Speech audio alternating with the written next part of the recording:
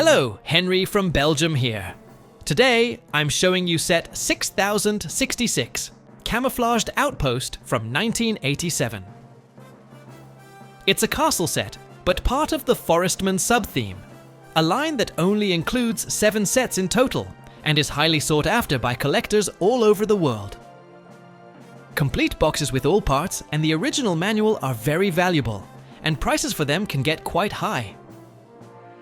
This is actually my second Forestmen set. You might remember my earlier video on 6054, Forestmen's Hideout, the most iconic one of the series, which was even re-released years later. But this Camouflaged Outpost is just as interesting to take a closer look at. To start with, I found this set with a very nice box, which I'm happy to show you in detail.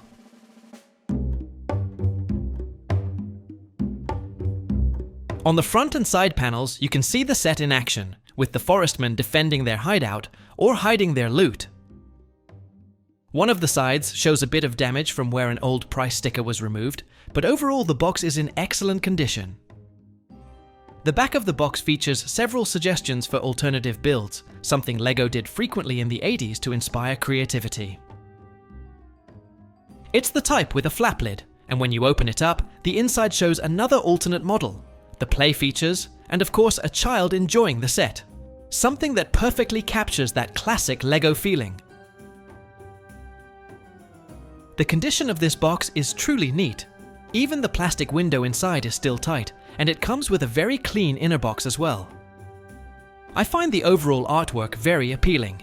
The colors are bright and clear, and there are just enough photos to keep it interesting without being overwhelming. Unfortunately, the extra plastic insert that originally held a few eye-catching elements when you lifted the flap is missing, but examples that still have that piece are almost impossible to find today, or only appear on eBay for very high prices.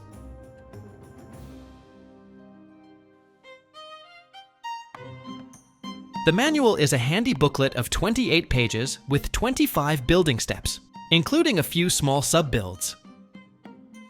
The pages have that typical orange gradient background, and the illustrations are computer-drawn rather than hand-rendered. LEGO switched from hand-drawn instructions to a computer-based layout system during the 1980s, and this set already belongs to that new era. I immediately noticed there's no color shading on the newly added parts in each step, which means I'll have to pay close attention while building. But that also makes it a bit more challenging and fun to do. It looks like a compact, smooth build with some nice play features.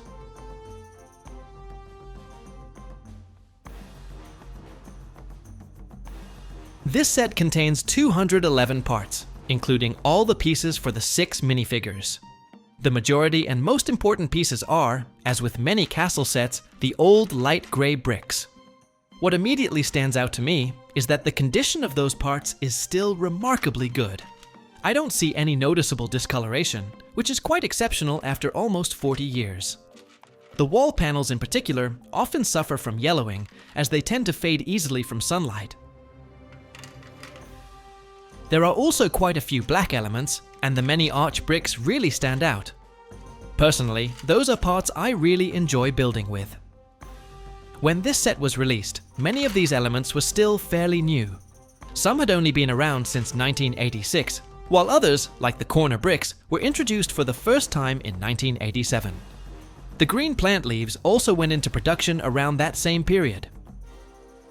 The real value of this set doesn't lie in the individual bricks, which are still relatively easy to find today, but in its completeness with the box, manual, historical accuracy, and above all, the minifigures. This set includes 6 minifigures, which was quite a lot for a set of this size back in 1987. Some parts already existed at the time, but the torsos, the pointed hats, and the basket were completely new elements introduced that year. The torsos are beautifully printed with the signature belt and pouch design, created exclusively for the Forestmen line. The color of each torso print matches the color of the plume, giving the figures a consistent and balanced look. Each minifigure originally came with multiple plumes in 3 sizes: the small single feather, the medium plume, and the larger triple plume, in red, blue, yellow, and black. The black plumes also came in 3 versions. I only have the medium one, which is the least rare. The small black plume, identical in size to the other colors, is highly sought after among collectors. And believe it or not, asking prices for that single piece start around €30. The torsos themselves are also collectible. Crisp, well-preserved prints without fading can become quite expensive. Getting a truly complete set with all original minifigures and plumes is the real challenge when buying this set second-hand. The horse in this set is the brown version with red bridle print and black eyes. An important detail for accuracy is that this variant has no black mane. This specific type of horse appeared in only 6 sets between 1986 and 1992, which makes it especially interesting for collectors today. The red saddle with a single clip is also essential to keep it original, as well as the short sword in dark gray that comes with the equipment. The set includes 2 base plates, one 16x16 and one 8x16. These are the classic plates that have been produced since the 1970s and are still relatively easy to find today. Unlike many other castle sets from that period, including the Forestmen's hideout, this set doesn't use green plates, which I actually find a nice change of pace. The fact that there are 2 base plates makes sense, since this set also uses a clever hinge system that allows the rock structure to open and close. I'm building a camouflaged outpost, a hideout that will look like a rock formation with a tree growing out of it, where the Forestmen can stash their loot and keep watch from above. On the base plates, I start by laying the foundation in old light gray. You can immediately tell it's the classic gray tone, pre-2004, so no bluish gray, something purists care deeply about, especially with older castle sets. Inside the outpost, which will later have room for the horse, I use a modified 1x1 plate with U-clip, type B, to which I can attach an axe. I place the 2 printed wall panels, a real highlight in this set, and I've already started the base of the tree.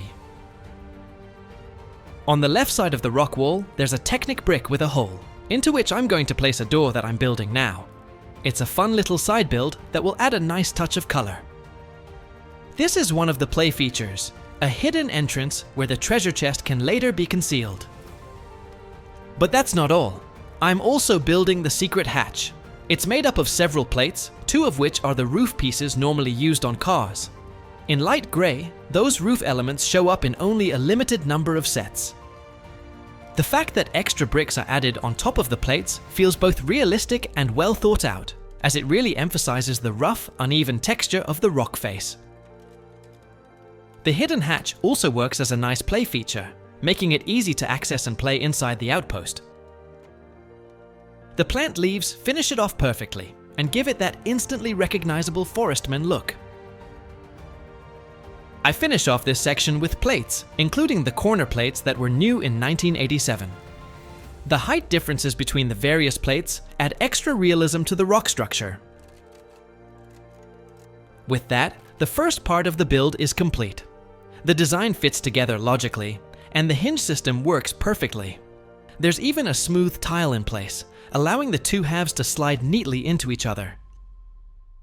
As the second part of the build, I continue working on the tree trunk, which also includes a small balcony built into it.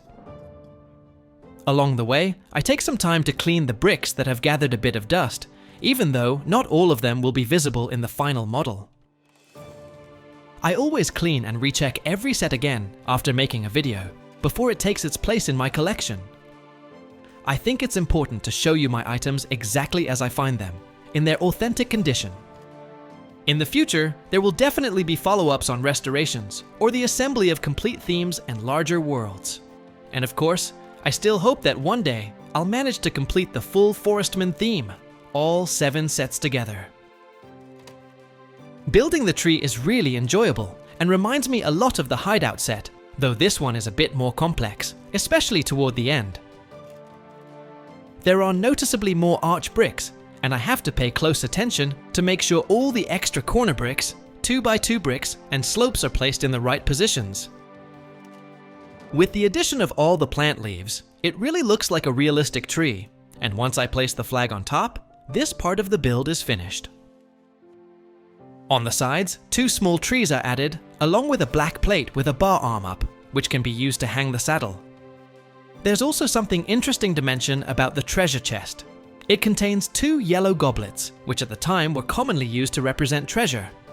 The gold coins we all know from the Pirates theme weren't introduced until 1989.